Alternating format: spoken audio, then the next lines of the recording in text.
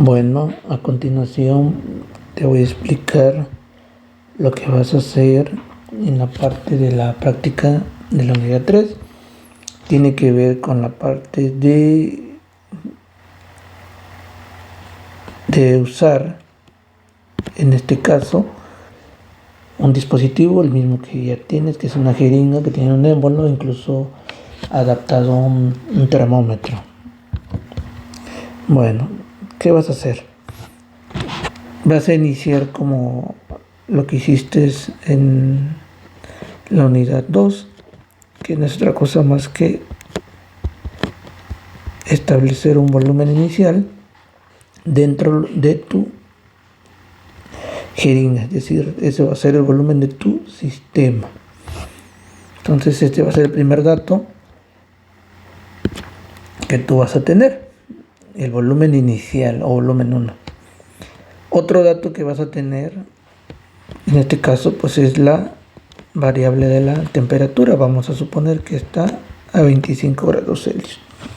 Repito, este es tu estado inicial con estas propiedades de volumen y temperatura, las condiciones iniciales.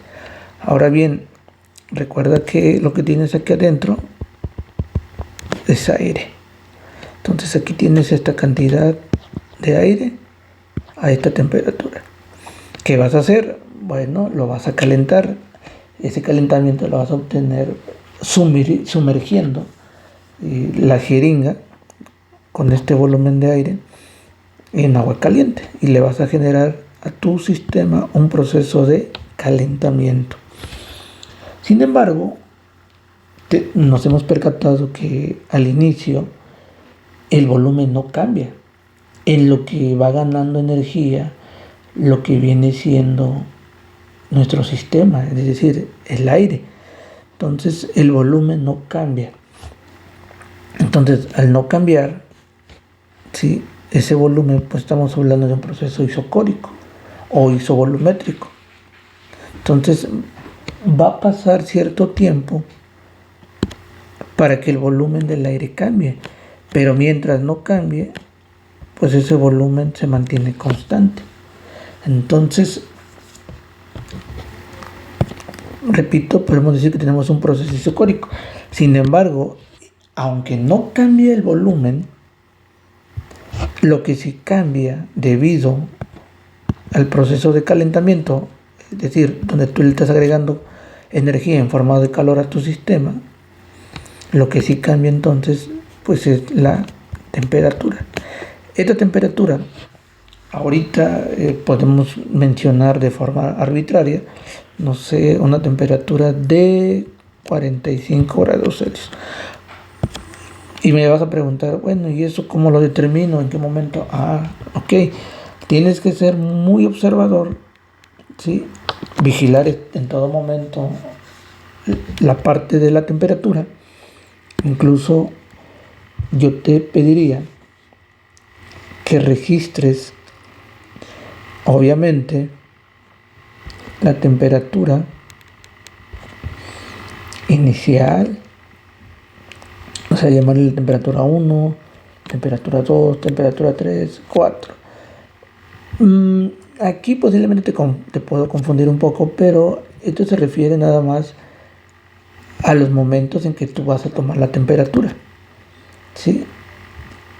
Entonces, incluso aquí le podemos borrar mejor. A ver, en vez de poner la temperatura, le vamos a poner medición. Y aquí sí le vamos a poner temperatura. Y vamos a decir que la temperatura, pues en este caso, la primera medición, que es la temperatura inicial, pues fueron 25. Ahora, para que haya pasado de aquí hasta los 45, pues podemos poner un intervalo de tiempo. Vamos a poner aquí el tiempo, incluso lo podemos mover mejor. A ver, vamos a ponerle nomás aquí en tiempos, vamos a considerar en segundos, porque posiblemente se vaya incrementando esa temperatura muy rápido. Este es en un tiempo 0 segundos. Y aquí vamos a ponerle 60 segundos, o sea, 1 minuto, o incluso podemos ponerle, bueno, vamos a poner así, la segunda en 2 minutos, y así sucesivamente. Lo pueden tomar en segundos. Yo considero que mejor sea en segundos. Ya si ustedes consideran que esto lo pueden mejor llevar como en términos de minutos, pues aquí sería 1 minuto, 2 minutos, 3 minutos.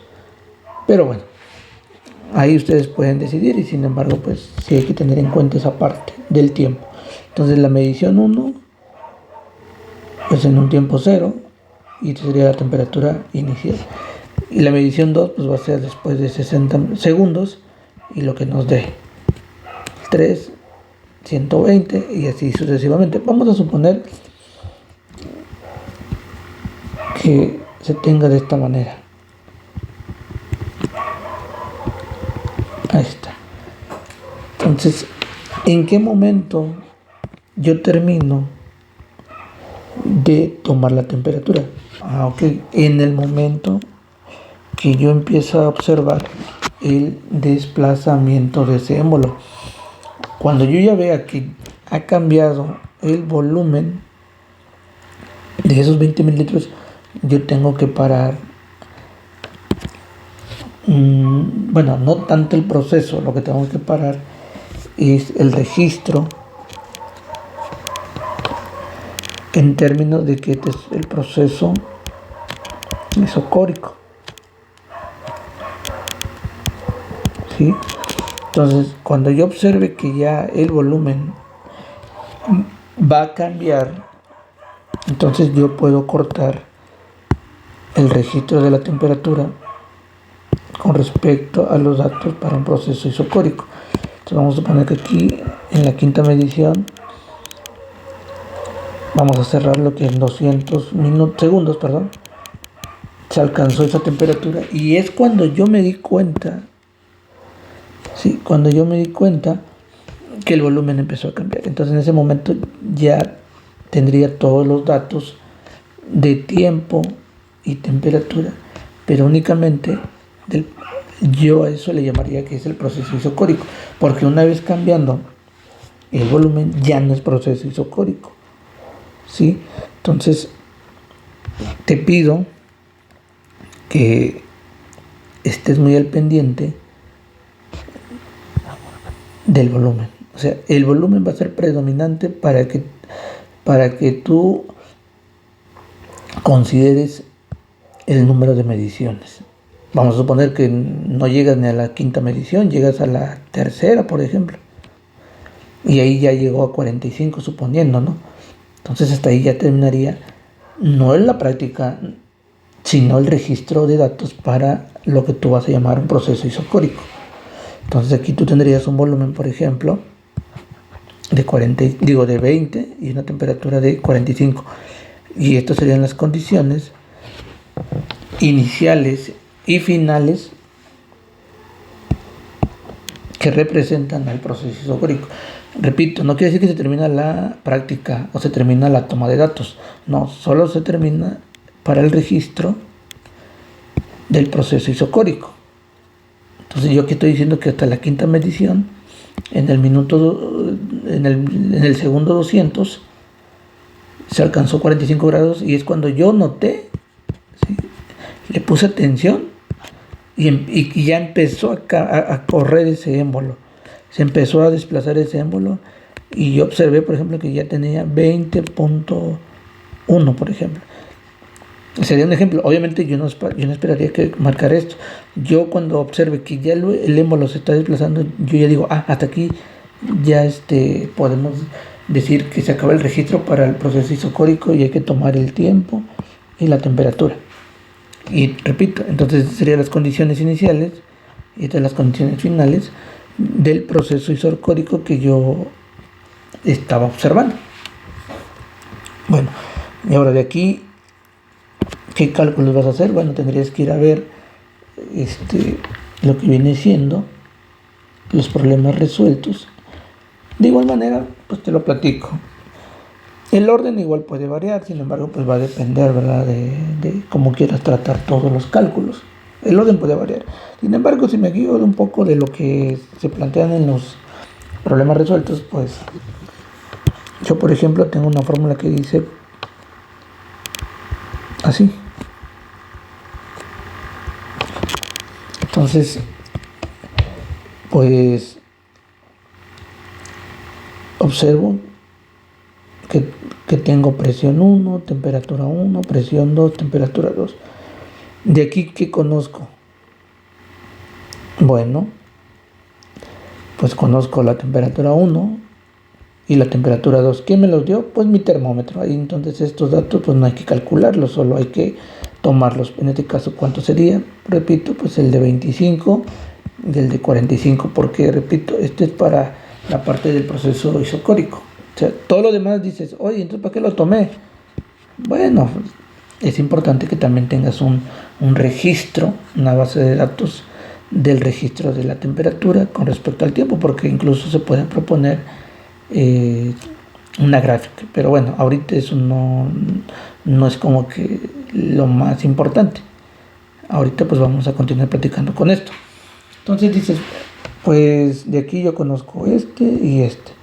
No conozco presión 1, no conozco presión 2. Ya tengo todas las temperaturas. No conozco ninguna presión. Sin embargo, si yo determino una presión, la otra en consecuencia se puede determinar. Entonces yo necesito optar por determinar una de las presiones. ¿Cuál sería el más viable? Bueno, pues considero que la presión 1. Entonces hay que ver cómo determinar la presión 1 para que yo posteriormente a determinar la presión 1 yo pueda determinar, ¿sí?, la presión 2. Entonces, la presión 1, ¿cómo la voy a trabajar? Pues en este caso voy a hacer uso de la ley de gases ideales. Presión es igual, bueno, lo voy a poner así como comúnmente se maneja. PV es igual a nRT. Presión es igual a nRT sobre V. Y ahora esto es para presión. No te dice para presión 1 o para presión 2. Entonces, de aquí yo puedo definir que voy a determinar, por ejemplo, pues presión 1. Entonces, asociado, pues sería presión 1 es igual a N1. R no le puedo poner R1 porque pues R es una constante. T1 sobre volumen 1. Entonces, ¿qué quiere decir? Que para que yo determine la presión 1, yo necesito número de moles 1, temperatura 1 y volumen 1. ¿Sí? Entonces ya con esto yo voy a determinar la presión 1.